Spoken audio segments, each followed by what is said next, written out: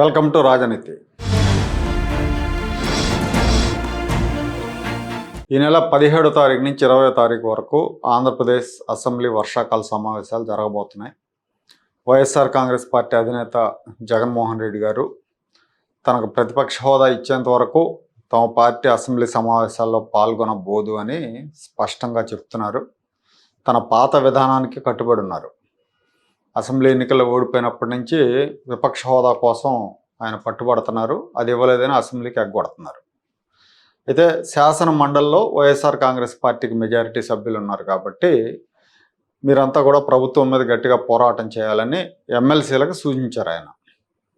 ముఖ్యంగా ఇటీవల డిఎస్సి అవకతవకల మీద వైఎస్ఆర్ కాంగ్రెస్ పార్టీ యాజిటేషన్ చేస్తుంది కాబట్టి ప్రభుత్వాన్ని ఈ విషయంలో ఎండగట్టాలని, మంత్రి నారా లోకేష్ రాజీనామా కోసం పట్టుబట్టాలని ఆయన కోరారు. గతంలో నారా లోకేష్ కంటే చంద్రబాబును ఎక్కువగా టార్గెట్ చేయించే జగన్మోహన్ రెడ్డి తన వ్యూహాన్ని మార్చారు.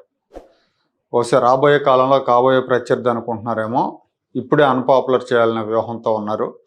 అందుకే జగన్మోహన్ రెడ్డి ఆయన పార్టీ నాయకులు పదే పదే నారా లోకేష్ని టార్గెట్ చేస్తున్నారు. అందులో భాగంగానే ఇప్పుడు నారా లోకేష్ డిఎస్సి అవకతవకలకు బాధ్యత వహించి ఆయన రాజీనామా చేయాలని డిమాండ్ చేస్తూ ఉన్నారు. అలాగే బీసీలను రెచ్చగొట్టే వ్యూహరచన కూడా చేశారు. బీసీ నేతలైన సీదిరి అప్పలరాజు, కారుమూరి సునీల్, ఎమ్మెల్యే విరూపాక్షి వీళ్ళ మీద అక్రమ కేసులు బనాయించిన విషయాన్ని కూడా జగన్మోహన్ రెడ్డి ప్రస్తావించారు. జగన్మోహన్ రెడ్డి పేర్కొన్న ముగ్గురు కూడా బీసీ ఉద్యమాల ద్వారా నాయకులు కాలేదు. వాళ్ళు వైఎస్ఆర్ కాంగ్రెస్ పార్టీ ద్వారా నాయకులయ్యారు. వాళ్ళకి బీసీ సామాజిక వర్గానికి ముడిపెట్టడం ఖచ్చితంగా బీసీలను రెచ్చగొట్టి రాజకీయ ప్రయోజనం పొందటానికి. అయినా అసలు నేరాలు చేసిన వాళ్ళని అరెస్ట్ చేస్తే కులాలు రెచ్చగొట్టడం ఏంటి, కుతంత్ర పోకడలు పోవటం ఏంటి, ఇలాంటివి జగన్మోహన్ రెడ్డి మానుకోడు. తన రాజకీయ ప్రయోజనం కోసం ఎంతకైనా తెగిస్తాడు ఆయన. తనకు ప్రతిపక్ష నేత హోదా ఇవ్వకపోతే సభకు హాజరు కాకుండా సభలో ప్రభుత్వం ప్రస్తావించే అంశాల మీద సాక్ష్యాధారాలతో బయట ప్రెస్ మీట్లు పెడతానని చెప్తున్నారు. జగన్మోహన్ రెడ్డిని పులివెందుల ప్రజలు ఎన్నుకున్నది, జగన్మోహన్ రెడ్డి పార్టీకి ఆంధ్రప్రదేశ్ ప్రజలందరూ కలిపి 11 సీట్లు ఇచ్చింది, ప్రజల సమస్యలను అసెంబ్లీలో ప్రస్తావించి ప్రభుత్వం దృష్టికి తీసుకొస్తారని. సభకు పోకుండా బయట కూర్చొని జ్ఞాన గొలుకులు వదులుతాడని కాదు. ప్రతిపక్ష నేత హోదాకు అసెంబ్లీలో సభ్యుల సంఖ్యకు సంబంధం లేదంటున్న జగన్మోహన్ రెడ్డి తాను ముఖ్యమంత్రిగా ఉన్నప్పుడు ఏమన్నాడో ఒకసారి చూద్దాం.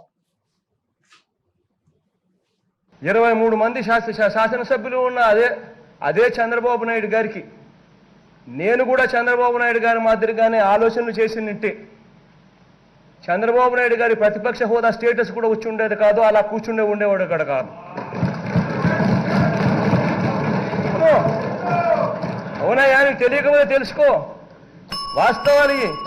నేను కూడా నీ మాదిరిగానే ప్రలోభాలు పెట్టి నింటే, నేను కూడా నీ మాదిరిగానే మంత్రి పదవులు ఇస్తా రెడీగా కానివ్వండి అని నింటే, నేను కానీ డోర్ తెరిస్తే నోట్లో నుంచి మాట చెప్పడం లేదు, ఎంతమంది టచ్లో ఉండాలని చెప్పి సంతోషపడండి. వీడియో చూశారుగా.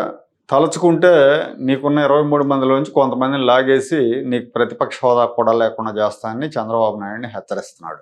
ఇతనికి మీరు అనటం కానీ లేదంటే గౌరవంగా సంబోధించడం కానీ ఇలాంటి అలవాట్లు లేవు. కాబట్టి తనకంటే వయసులో పెద్దోడు, 3 సార్లు ముఖ్యమంత్రిగా చేసి అప్పటికి 3 సార్లు ముఖ్యమంత్రిగా చేసిన వ్యక్తిని అదేవిధంగా బెదిరిస్తున్నాడు నువ్వు అంటూ. సో జగన్ చెప్పినప్పుడు ఆయన చెప్పిన రూల్స్ ప్రకారమే 23 మంది ఎమ్మెల్యేలు ఉన్నారు, వాళ్ళలోంచి కొంతమందిని లాగేస్తే నీకు 10% కూడా ఉండరు, అప్పుడు నీకు ఈ ప్రతిపక్ష హోదా ఉండదు అని చెప్తున్నాడు జగన్మోహన్ రెడ్డి ముఖ్యమంత్రిగా ఉన్నప్పుడు. సో అప్పుడు జగన్మోహన్ రెడ్డి చెప్పినప్పుడు ఉన్న రూల్సే ఇప్పుడు కూడా ఉన్నాయి. ఇప్పటికీ రూల్స్ ఏం మారలా. ఆయనే చెప్పాడు 10% లేకపోతే నీకు ప్రతిపక్ష హోదా కూడా ఉండదు, నువ్వు అక్కడ కూర్చోలేవని. మరి ఇప్పుడు ఈయనకు 10% సీట్లు కూడా లేకుండా ప్రతిపక్ష హోదా ఎలా ఇస్తారు? 10% సీట్లు సాధించలేని దద్దమ్మ నాకు విపక్ష హోదా కావాలని సభను బహిష్కరించడం చెరువు మీద అలగటం లాంటిది. ఇక్కడ ఇంకో వీడియో చూపిస్తా, అది కూడా చూడండి.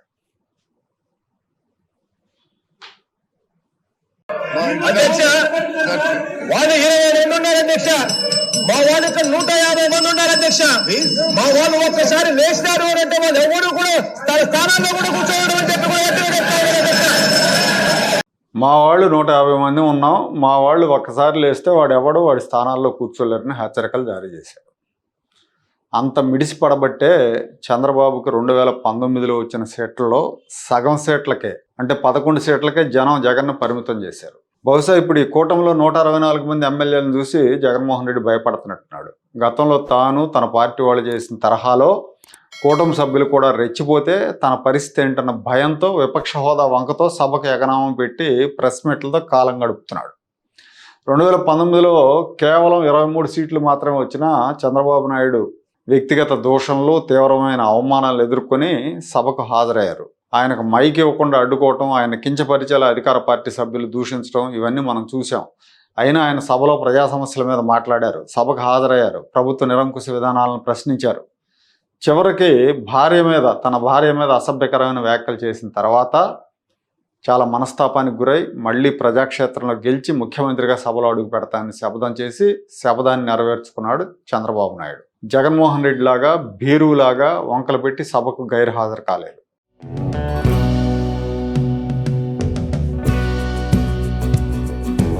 Like, share and subscribe to Rajaniti channel.